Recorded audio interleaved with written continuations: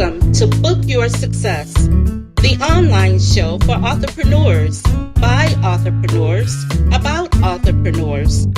This show spotlights authors who have books which provide information, innovation, and inspiration needed by successful entrepreneurs and business professionals. It includes a special focus on how authors use their book to market and build their brand. Let's join host and entrepreneur Anita Paul with today's guest.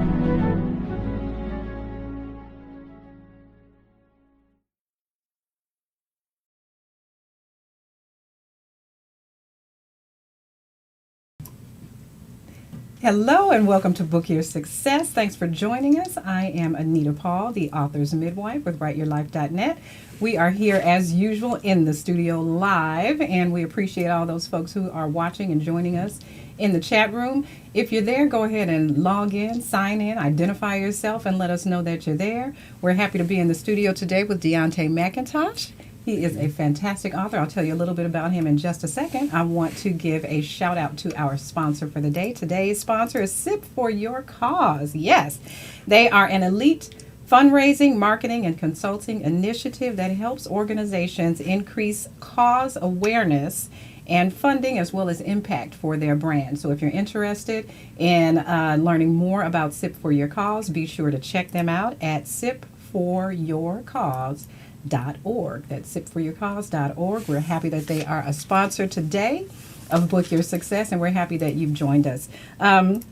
Again, we're in the studio with Diante McIntosh. He is a fresh face on the literary landscape, believe it or not. He's a young man on a mission to encourage teens and young adults to become the person their heart speaks of. So he's all about living your passion. His book here, Young Ambition, challenges young people to identify their strengths and points out how they can apply those strengths to achieve success that they may have previously thought was perhaps unattainable.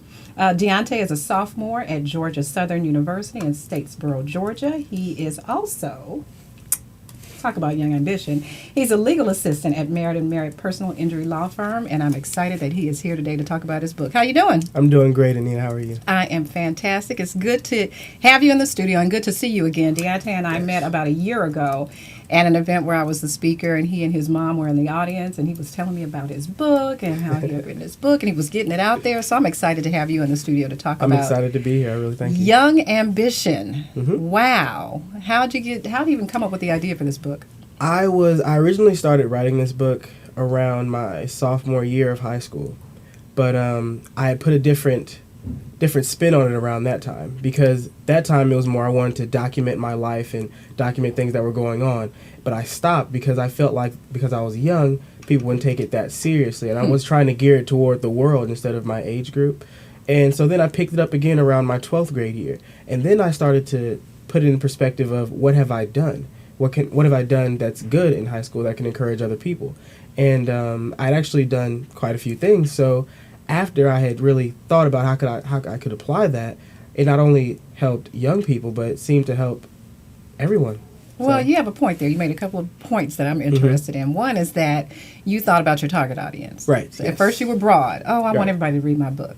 Right. Right? Mm-hmm. And most of the people that I work with say that. I want everybody is my target audience. But you quickly learned, obviously, that everybody is not your target audience. Right. How'd you narrow it down? Well, you have to have somewhere to start with. And the first thing that I looked at is who needs the help that I'm trying to provide? Mm-hmm. Who is the audience that I'm trying to speak to? Who is the person that's going to listen to me the most off the bat? And, of course, that's people my age, because the things that I were doing were things that people in high school would need to do. Mm-hmm. Now, yes, my target audience was young people, but after the book got published, I saw it helped other people because it really inspires in general, not just, people in certain age groups, but I had to have a target audience to start with, to promote with. Right. So it really is written like a memoir. This is a chunk of time out of your life, out of your young life. Yeah. But you've done a lot already. How did you narrow down the experiences that you decided to focus on in the book? I literally decided to pinpoint and discuss what I felt changed my life at a young age, because I haven't lived so long, but it's these little points that I knew, okay, when I was in those moments, I'm like, this is going to change my life forever. This is going to be the very thing that sets me in life. Right. And one of the chapters in it, I think the very first chapter, entitled The Key Letter, is actually it's called The Key Letter because it literally changed my life. This very letter is what set me and put me to where I am today. So I definitely decided what I wanted to do, and put in each chapter with just monumental things in high school and in my life that changed it to where it is now. Right. So what was your process in writing the book? Did you outline? Did you free write? How did that happen? Funny story. I actually, I think it was a Saturday night one summer, and it was about 2 o'clock in the morning. I just could not sleep. I was just thinking about all this new stuff that was taking place in my life. Just new things, just boom, boom, boom. And that's why I named chapter 1 Sleepless Nights. And I just literally wrote over on my phone, and I went and I got an app that was called the Writer's Block or something like that. And I just started writing things that I was thinking about over and over and over. So after I wrote the first 3 chapters, I'm like, okay, this is a lot of writing. And this seems like a lot what I'm trying to do. So then I did kind of make an outline. And by the outline, I just did, what chapters I wanted to do. And I tried not to do it like a school essay, but just a pattern of how I want the things to go. So, yep. It wasn't too long of a process, but I got through it. So, speaking of that, how long did it take you to do the book from start to finish? It took me a total of 2 years, when it honestly should have took me a summertime, but I got school and everything. Life happened, right? Yeah. Life got in the way? Yeah. It happens. But the chunk of the book was wrote after going into my 12th grade year at a Java Monkey in Decatur, Georgia. It was, and it's such a cool experience. Nothing like a little Java to get you going, right? Yeah, I was just going. But, yeah, the entire thing was written in that coffee shop, and it's in most of its entirety. I even did some revising there of the old chapters that I wrote. Good. So that's where most of it was going. So tell us about some of the struggles you experienced as a high school student and how you overcame them. You talk about some in the book. Right. The main struggle was when I got to a point around my junior or sophomore year where I just did not know what I wanted to do. I think that's normal, right? Yeah. Okay. Yeah, and that's the big thing my teacher told me. They're like, you're not supposed to do this and that. I'm like, I know, but I still would like to have a right direction, that I'm going in. People say, oh, you're supposed to find that in college and everything like that, which I could, but I just kind of wanted to know what I wanted to do in life, because I did wrestling and I did football. And the guys that were good at football and wrestling, they knew where they were going. They were going to sports. Right. And I didn't really want to go into sports. I mean, I was doing it, but I knew that's not where I wanted to go. So what were you interested in at that time? At that time, it was just, I was just looking for it in sports. And, they were good at that stuff. Some of the guys were just so immaculate at it. And I was okay, but I wasn't. You were just average, huh? Yeah, just average. Okay. Who wants to be average? Yeah, exactly. Right? Who wants to be? That's where the whole struggle lied. Okay. So one night, I went to my mom, and I just literally completely broke down, and I just was just I don't know what I'm good at. And I mean, even if I don't really know where I want to go in life, I'd like to know what I'm good at. Right. What can I bring to the world? And I'm trying to be, productive citizen. So I'm trying to. And we appreciate that. Yeah. So I'm trying to see, what area am I good at? And the very day I had this conversation, the next day I got that letter. So wow. Yeah. And we're not even going to tell you what the letter is. You have to read the book. Diante has been on an amazing journey in his young life, and truly the book is an inspiration, definitely to young adults, but also to adults, seasoned adults. So I would encourage you to get the book, but I do want to say hello to those folks who are joining us in the chat room. I want to say hello to Reed. Hi, Alan, and hello to Rebecca. We thank you for joining us. I know there's some other there's always somebody out there hanging out in the chat room, and they hardly ever log in. So I really encourage you, if you're there, log in, identify yourself, let us know who you are, and post a question for Diante. He is quite an inspiration to everybody, quite frankly. And one of the things I pulled from the book, among many others, because I really did enjoy the book. It's quite humorously written and very realistic. It brought back a lot of memories for me in my young life. But you have a chapter that talks about actitude. Oh, yes. Not attitude. Actitude. But actitude. Explain it. Actitude is one of my favorite chapters, because it talks about how you conduct yourself, not only in a business environment, but just around people in general. Because in my generation, they have this big thing. It's like, oh, you have to be real wherever you go. You can't do this and this and that. It's like, yeah, you can be, I guess, real with your friends. But at the same time, when you're in a business setting and you get to cursing and using slang around these people, it does not help you. It hurts you. So my main things, which my friends were always trying to, say, well, you act this way when you're in this setting and this way when you're in that setting. I'm not going to, like, go and, I guess, dap up my boss because it's not appropriate, So you're talking about having appropriate behavior for the situation that you're in. Right. Okay. And in different kind of, not only business settings, but different kind of settings in general where you have to put on a just professional attitude. So initially it's like an acting thing, but at the same time you're doing it for the betterment of something. You're not trying to fake anybody out or do anything shady. You're just trying to present yourself in the best way. Right. And it's all about attitude. Exactly. And how you act. Yes. Okay, with your attitude. I know we've got some questions popping up in the chat room. We have one that says, what motivated you, Diante, to go for it and write a book? What motivated you, despite what your friends might have thought or said? I'm sure you had some opposition. Goodness. You talk about some of that in the book, because everybody is not all for you. Yeah, no, I actually had a lot, because honestly, I was not that, star student in school. I was not the, despite what some people may think because I wrote the book, everybody's like, oh, you wrote the book. Oh my gosh, you must have a 4.0 going to Harvard. No, that was not.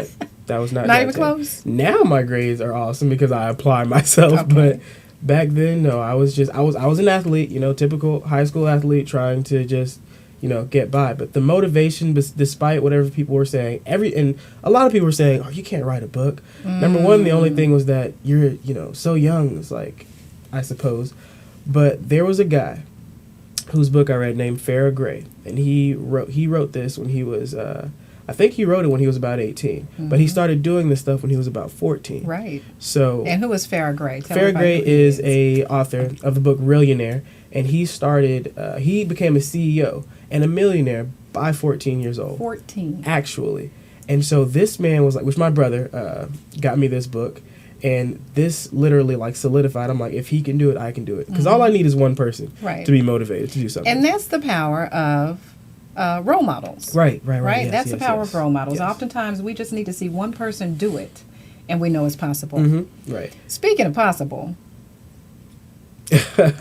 there are two words you mentioned in the book. Oh, yeah. That are just no-nos in your vocabulary. What are they? That is impossible and can't. I do not. I keep those out of my vocabulary as much as I can, as far as it goes to predicting to real things, because I can't help but see it in the fact that there was a time where there was no airplanes. There was no such thing as human beings flying. And the Wright brothers got together and said, it is. And of course, this analogy is used so much, but it's so true. That was impossible at that time, and they made it possible. Okay, if we're talking about magic or things, possibly. But if you're talking about real things you can accomplish, if you're just saying, oh, I can't get in touch with this person, or I can't, do this by this date. It's impossible to do this by this. I can't see it because it's literally limiting yourself. Right. And by limiting yourself, you're limiting everything else around you. Right. So. You limit your possibilities. Right. You limit inspiring other people. If I had have listened to how many people told me it was impossible to write a book, which it's not. So clearly. Yeah, clearly it's not. So if I had listened to all those people, this would have never happened. I wouldn't have, inspired some of the people I inspired. So well, you wouldn't have done a lot of other things also. You work at a law firm right now, and you've had an interesting career track already in law. Tell us how you got interested in law, and give us, there's so many wonderful examples of things that you've experienced along that pathway. But give me one example. Well, the way I got into law is because I'm a talker. I've always been a talker since I was yay high. Like my mom told me all the time, I would just, before I could even talk, I was rambling about stuff. So I felt that she because said, we got to put this to use. Yeah. So because I like to talk and because I like to express myself, everybody said, oh, be a good lawyer. People said that all the time. So after I got involved in this law program when I was in high school, I really wanted to do it then. And I got around people who also want to do law, and I got involved in mock trial and things like that. And that's really solidified, okay, I love this is what I want to do.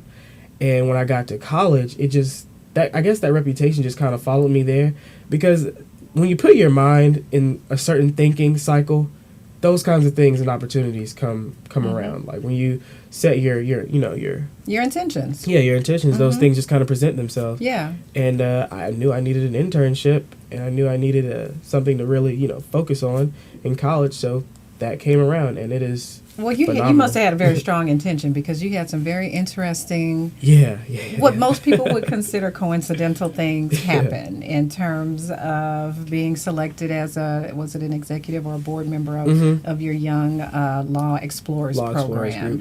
Meeting, of the mother of a friend who happens to work at a law firm. You guys got to read this story, because the way he describes some of his experiences, getting into the big boardroom with the view of downtown Atlanta is beautiful, and it's a wonderful, insightful, authentic exploration of someone's first grasp of reality and adulthood, and I really did enjoy reading it. But I want to come back. We're going to take a quick commercial break. I want to come back and ask you a little bit more about how the book has affected you and people who have read it. So we'll be right back after this commercial break. What happens when soldiers come home? Brene Foundation offers hero support to ensure that our heroes abroad can continue to be heroes at home. We link veterans with organizations who are dedicated to guiding the transition from military hero to civilian hero. If you want to find out how you can support our troops at home, please contact the Brene Foundation or visit Brene.com.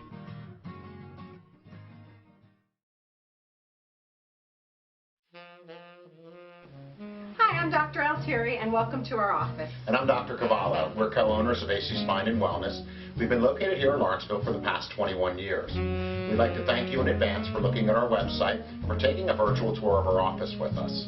What we do is we work with people of all ages, from birth through to senior citizens, and we do it in a natural way. We want to get you healthy and keep you healthy. What we've done recently is integrated our office, creating a chiropractic and a medical group together. What this does is allows you to get the optimal wellness that you deserve as a person.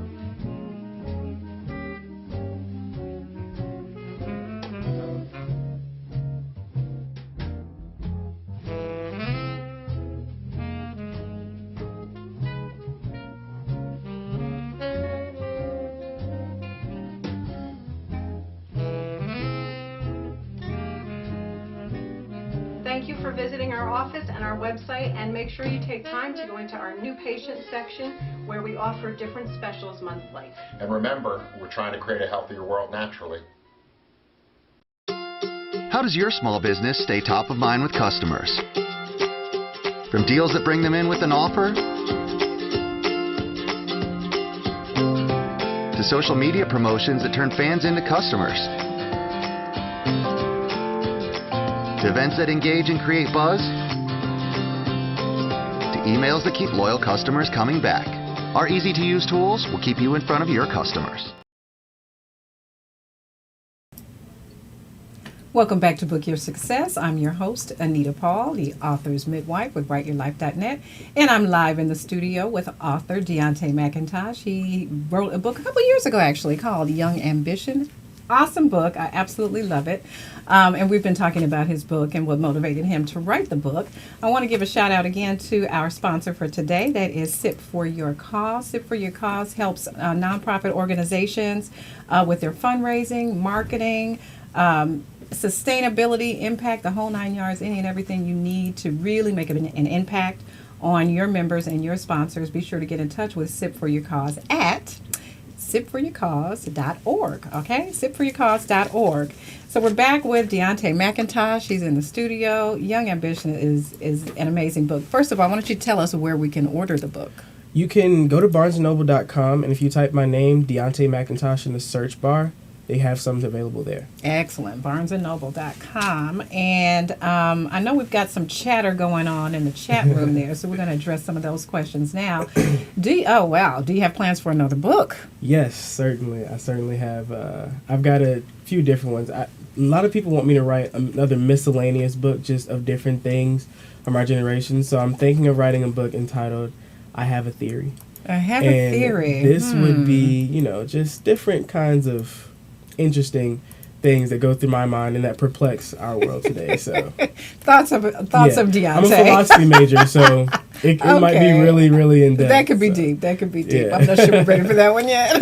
Yeah, that one's a work in process. What's the other book idea? The other book is one that's going to be geared towards voting habits of the millennial generation. Oh, interesting. So that one's going to be really, how we vote, what motivates us to vote, and things like that. Okay, wow. We could certainly, I'm sure some elected officials and hopeful elected officials can gain a lot from that. All right, so then we have another question in the chat room. Who or what motivates you? My mother, Peggy McIntosh. Oh. Without a shadow of a doubt. Moms are awesome. Yeah, she's like Superwoman for me. Some of the things she's done and accomplished, I still I'm waiting to get to that point. But she is what keeps me going, keeps me driving. And of course, God. Yeah, very good. So she's been an inspiration to you throughout your life. And I'm sure she's been right there telling you, yes, you can do whenever you doubted yourself. And what's so great about her, she supported me through everything that I've done. My mom helps me, especially when I was trying to find what I wanted to do. When I did wrestling, football, golf, whatever it was, she's like, okay, we're going to get this equipment, so you can be good at it. And it's like, we're going to do this. And she was just right there with me. Unless I want to do something crazy. She never supported anything crazy, which I'm glad she didn't. She stopped me from some of that. Right. But that's good. That's good. We all need somebody in our corner, and it's almost always mom, I'll tell you that. So one other question in the chat room. Why do you think you're so in tune with what makes others successful? Because I think that there is a universal thing that makes people successful, and that's your thinking. Because no matter what other outside forces are happening, no one can affect your thinking unless you let them. So my entire facet of my book is the fact that your thinking is what sets you in, bounds for what you want to do. Mm-hmm. So no matter who you are, the way you're thinking, if you're thinking positively, optimistic, that's the way you're going to go. If you're thinking negatively and, down on yourself or worrying, that's the way you're going to go. And you've experienced both of those in your life. I've experienced that up and down, especially since I've gotten in college. I've had to read my book myself and had to motivate myself. Yeah, because goodness gracious. Yeah, thoughts are powerful. Challenging. Yeah, they really do direct the outcomes of your life. You don't realize until you see that when you think something and boom, it happens. Mm-hmm. And I've experienced that at its rawest form. I set my mind to something and it immediately happens in that way. So right, that's a good thing. Mm-hmm. It can work both ways. We know you that. You just got to train your brain. Focus on the positive. Absolutely. Right. Want to say hello again to the folks in the chat room. Hi to Sheila, Alan. Hello there, Rebecca and Ree. Thanks for joining us, you guys. Keep the questions coming. Yes. Keep this young man on his toes. I have a question for you, Diante. Okay. You wrote this book a couple of years ago. Tell me how you use the book. I know you do some speaking. I do a couple speaking engagements. Every now and then I'll go to a elementary school or middle school and just kind of, give them things to look forward to, just about, I'll tell them some things about middle school, I'll tell them some things about high school. And out of any book signing I do or anything like that, the little kids are the ones that are most, interested, which is kind of surprising to me because when I think back to my elementary school days, all we cared about was candy and recess. But these kids are just like, oh my gosh, you wrote a book, I want to write a book and this and that, which I completely, recommend to them because I've somewhat been a writer my entire life. I had in 7th grade a little memoir I wrote. So that's what's so good. And it's so awesome seeing, them inspired and everything. But I'll do, sometimes Georgia Southern, they had me speak at their bookstore when they had my books in the store for a little while. And those are always great experiences because I love to meet people who have read my book and like to, ask questions.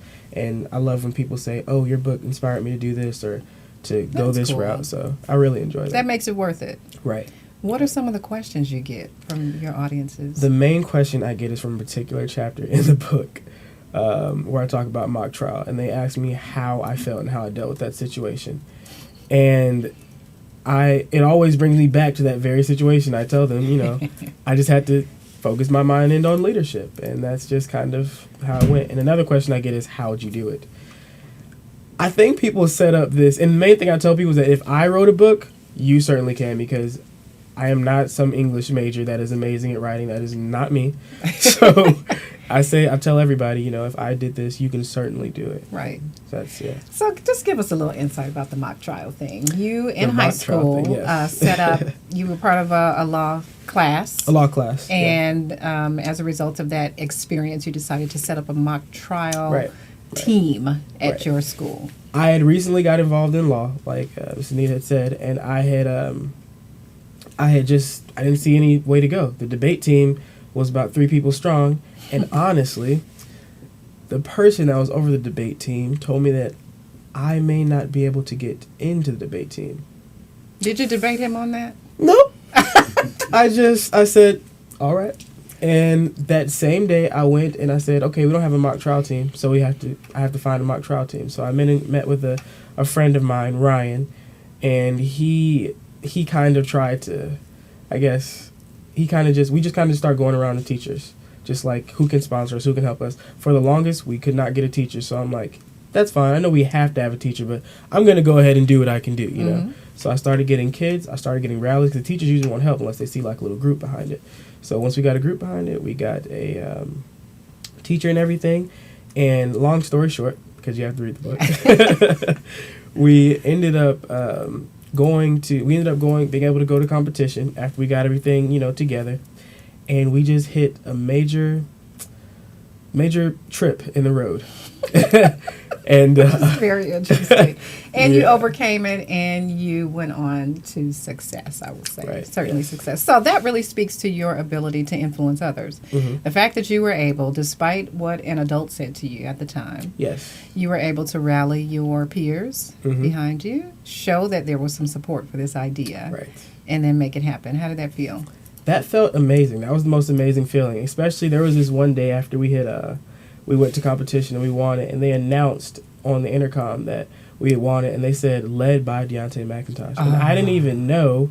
I mean, of course I knew I was leading it, but it never really set in until I heard that. Because you've been working so hard, right? Yeah, and I'm just like, oh, it was led by me. But it was, and everybody in the class was cheering and stuff, and that was the first, you know, like real accomplishment I did. And I said, I did this. And what's so great about that chapter is that even today, I can go back to my school, and some of those kids were freshmen, so they're still there, and they're just like, they love that part of the book because they're in it, and everybody in the school knows they're in it. Well, that's a great example for young people who think that because they're young, they can't have influence over their peers or over adults. Right. Yeah. So, you know, you think we make such a big deal about age. Yeah. I won't just say in America, probably worldwide. Everywhere, yeah. You're not old enough to do this, and then there's this small space of time where you're old enough to do whatever, and then they tell you you're too old to do certain things. And people like really limit themselves because of that. Because of age, among other things. But that is a wonderfully inspiring story. Tell us about your career aspirations. I would like to go into entertainment or contract law. That's where I'm focusing on now, but I can't speak for too much later on because I still have to go through law school and such. But right now, that's where my main focus is. The firm I intern with now does a little of everything, personal injury mostly, but, you know, criminal and contract, family law. We do a little bit of everything. So, and I'm really vested in that. Like, I deal, you know, hand to hand whenever they go to court and things like that. So, Very good. This is not your first This is actually not my first internship. Tell us about that first one. The first one, the first one's in the book. Yes, it is. I went. I sat in with Parks, Cheston, Walbert law firm that's in the Four Seasons. We went to right when I came, they were involved in this really long case that was a civil case, and I sat through this entire case on my spring break or summertime, and I could have been out swimming, having fun, doing all this, and it was long, grueling hours, 9 to 5 in court every day, and every now and then I'd ask myself, why am I here? But I knew that it was definitely for a good cause, and at the end, after the trial was over, I was a part of that, and I shared it with the family and everything. It was really nice. Wow, so, very good. So you'll have to read the book to even hear about to read about his experience of going into this wonderful law firm that is housed at the where is it, Ritz-Carlton? It's at the Four Seasons Hotel. The Four Seasons. The office is in the Four Seasons. Yeah. Wow, what an experience for a young person to have. Yeah, someone in high school. We've got some chatter still going on in the chat room, which is good. I always like that chatter. How would you define leadership based on your experience? Leadership. How I define leadership? I completely define it as what the vision that you have. And a lot of people confuse leadership with dictatorship. And I had that moment myself. But once you start trying to be a dictator, it's very clear that it does not work. People will knock you down. Yeah, right? all you get is Right people back to down. hate you. So the main thing about leadership that I experience, and the way I define it, is that you have to see yourself as working with these people. You have to literally put these people on your back and say, okay, I'm here for you. We're going to go home together, We're going to do this together. And, we can help each other. Not like, okay, do this, do this, do this, do this. Once you involve it and make it seem like a family, that's when people listen to you. Okay. And they see you as like dad, but they can like talk to you. And but stuff. You're still part of the team. Yeah, you're part of the team. Right. So that's really the main way. And they, like the kids in the mock trial, they saw me as like, which when I went back and saw a competition that they did recently, and I saw all the, awesome things they were doing. And it was literally like a proud father moment because I'm like, I started this. I'm in college now, and it's still going on. And the mock trial team has grown. We started off with about 9 when I was there. It's to like 15 and 17 now. So it's really awesome. That's good. So it's good to have started something and see it progress. Yes. And improve. Tell us what you're doing. What extracurricular activities are you involved Right in? now, I am president of Phi Alpha Delta, which is a law fraternity, nationwide law fraternity. And it's, I think, about every 5 lawyers in America today is a part of that fraternity. So it's a very large fraternity, very massive, worldwide. And so a lot of connections for you there. Yeah, definitely a lot of good. connections there. And I'm also president of Phi Beta Lambda, which is a business fraternity, which is like FBLA for college, kind of, which is Future Business Leaders of America. And outside of that, I just do writing. And a little golf. And a little golf. Yeah, we were talking about golf earlier. Where all the deals are done is what I've been told. Yeah. One of these days I'll get out there with you. What's your advice to young people your age or younger who are coming up? My advice is literally just to not limit yourself into whatever kind of negativity people are, throwing your way, because our age, we're not, I guess, smart enough mostly to know that those negative things have repercussions. So my advice is just, the cliche, follow your dreams, but build a vision in your head of what you want tomorrow, the next day, and 18 years from now, because that will happen. That will become a vision as long as you build it and set on it in your mind and say, this is what I'm going to do, and mean it. Absolutely. Wow. Thank you. Thank you. That's Diante McIntosh, everybody, author of Young Ambition. You can order his book on barnesandnoble.com. Just search for his name, Diante McIntosh, and you can get the book there. We thank you for joining Book Your Success this time. We're going to be back at our next episode. We hope you join us live. And don't forget, you can get all of these episodes on demand at bizlinks.tv. Be sure to share it with your friends and family and your colleagues. And if you have a book, of course, we would love to have you as a guest on the show. Be sure to get in touch with us. Again, you can find our contact information at bizlinks.tv. We will see you next time on Book Your Success. Thanks.